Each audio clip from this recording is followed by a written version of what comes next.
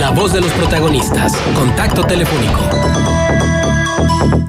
Y recibimos vía telefónica a Rafael Mora. Él es director del Centro de Integración Juvenil en Torreón, con quien queremos compartir algunos datos, Rafael, del balance anual que hacen en la institución, cómo les fue este año, cuántos pacientes atendieron y cuál es el panorama que observan en el consumo de drogas para los jóvenes en el año por venir. ¿Cómo estás? Buenos días, te saluda Diana Torres. ¿Qué tal? Muy buenos días, Diana. Un gusto saludarte a ti, al licenciado Zavallos y a Radio Escuchas. Muchas gracias. ¿Qué te parece si empezamos por hacer un recuento, Rafael? ¿Cuánto trabajo tuvo el Centro de Integración Juvenil este año y en qué áreas?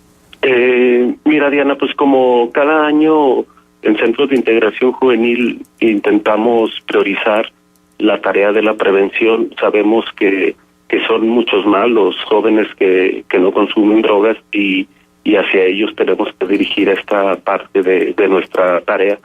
Y bueno, desafortunadamente en la atención de tratamiento, lo que tiene que ver con recepción de pacientes, pues sigue siendo un área también muy importante, pero pues bueno, siempre el tratamiento del consumo de drogas es sumamente complicado. Es muy difícil la rehabilitación, es una enfermedad que luego existen muchas posibilidades de recaídas. Entonces por eso insistimos siempre en los jóvenes de que pues más vale ni siquiera probar, ¿no? Porque luego salir es muy complicado. En este año, pues en estos días prácticamente superamos los 562 pacientes que tuvimos en el 2016, ya estamos en 565, probablemente cerremos en estos días 2 o 3 pacientes nuevos más. Son pacientes que nunca habían asistido a tratamiento a centros de integración juvenil, son nuevos. Y de estos, el 70%, un poquito más arriba del 70%, son menores de 17 años, Diana. Y para nosotros nosotros lo hemos visto como una gran ventaja, porque los datos a nivel nacional es que los jóvenes llegan a tratamiento a centros después de alrededor de 7, 8 años de consumo. Eso es mucho tiempo, ¿no? Es mucho tiempo. Y para nosotros el que estén llegando a estas edades, quiere decir que estamos a buen tiempo para la atención.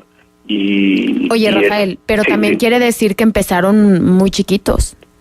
Mira, eso estamos igual al resto del país. Okay. En los demás regiones también están empezando pues en promedio a los 14, 15 años, Diana. Claro que hay este año tenemos un paciente que tiene 10 años, tuvimos de 11 años, de 12 años, aunque el promedio en general anda alrededor de entre los 14 y los 15 años, pero estamos, te digo, igual que en otras regiones del país, con la ventaja de que acá con nosotros están llegando más rápido, y eso pues en parte es a la labor de los medios de comunicación que dan a conocer lo que hacemos y a la tarea de prevención que hacemos sobre todo en las escuelas de nivel de secundaria y de preparatoria. Oye, Rafael, déjame hacerte una pregunta que ya te había hecho en otro momento para ver cómo ha evolucionado las tendencias de los niveles socioeconómicos, porque finalmente hay como ciertas etiquetas respecto en que a condiciones socioeconómicas más desfavorables la incidencia, pues la propensión a caer en manos de las drogas es mayor, pero también recuerdo que en algún momento nos contabas que estaban observando el fenómeno de cómo estaba creciendo el consumo entre chicos que no necesariamente están en condiciones socioeconómicas desfavorables.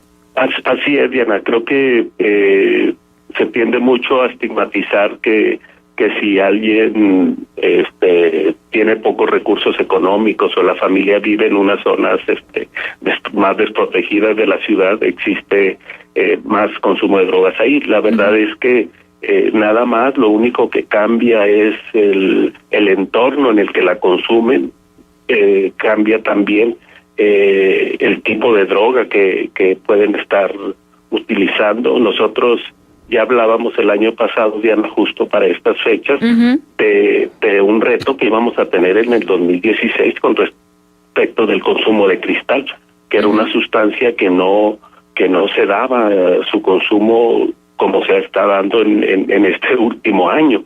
Sí, en el 2015 el 1.8% de nuestros pacientes preferían haberla consumido, y ahora en el 2017 lo estamos cerrando con un poquito más del 23%.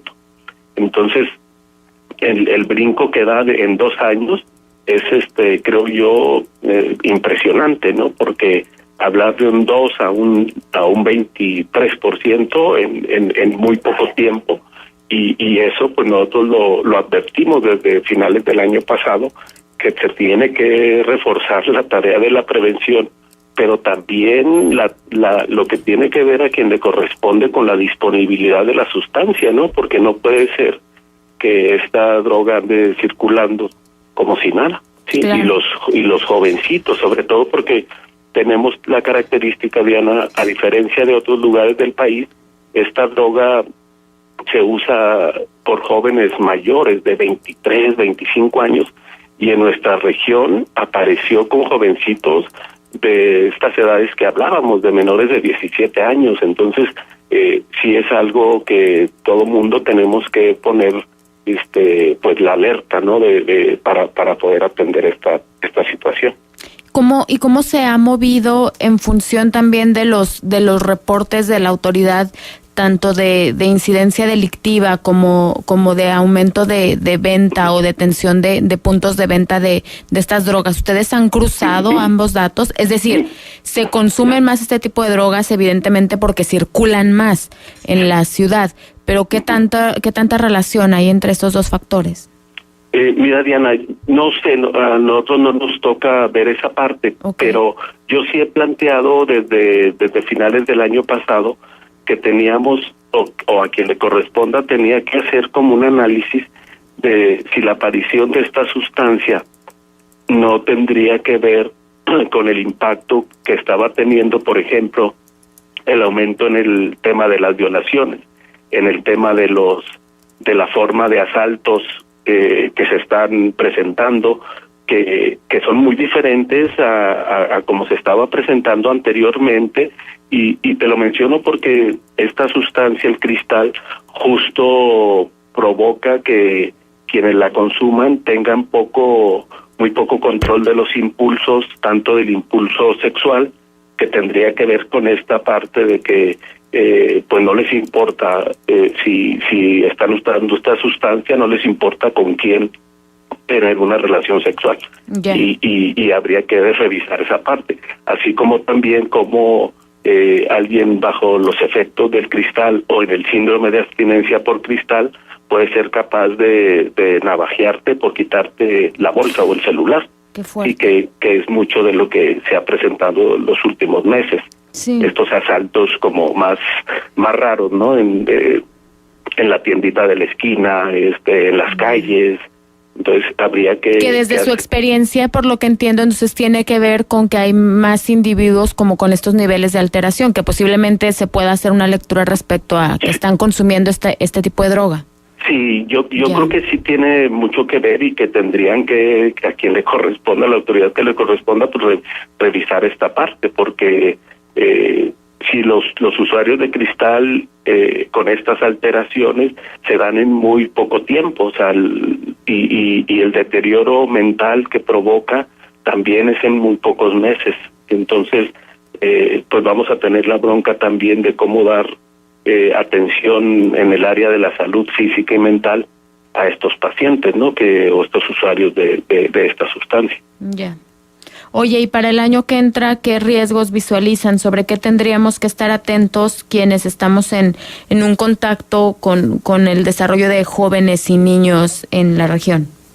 Mira, yo creo que se sigue teniendo como poca visión, Diana, de la importancia de la prevención. Creo que a las diferentes administraciones de gobierno luego se les olvida que a esta parte es a la que hay que invertirle, y desafortunadamente, bueno, sabemos que luego es como que cuando se habla de recortes de dinero, pues es a lo primero con lo que se van, ¿no? Uh-huh. Y se deja de lado la parte de la prevención. Creo que es fundamental el que se priorice esta parte y se destine el recurso bien dirigido, no en programas luego que aparecen y desaparecen, sino que es algo que tiene que ser permanente. Creo que la próxima administración municipal y el gobierno que acaba de entrar a nivel estatal pues tienen en sus manos pues dos cosas, ¿no? O una bomba que puede explotar o que está en sus manos desactivar. Y yo creo que ahí pues todos tenemos que hacer nuestra tarea. Así es, pues que además no es poca. Rafael, te agradecemos mucho tu presencia con nosotros esta mañana. Me gustaría que nos dejes, como siempre que estás con nosotros, el punto de contacto para que si alguien que nos está escuchando conoce de algún caso de un niño, un joven que pueda requerir del acompañamiento del Centro de Integración Juvenil, se acerque con ustedes. Claro que sí, Diana, los números de teléfono son 716-8833 y 716-8824. Ahorita se está trabajando de manera normal, no se cierran nuestros servicios, es de lunes a viernes. Muchísimas gracias, Rafael. Esperamos escucharnos pronto y que ojalá cada vez que lo hagamos sea con mejores noticias en estos temas. Te agradecemos mucho la presencia. Al contrario, Diana, un abrazo y mis mejores deseos. Gracias. Igualmente, Rafael Mora, lo escuchó usted en Contextos, él es director del Centro de Integración Juvenil de Torreón.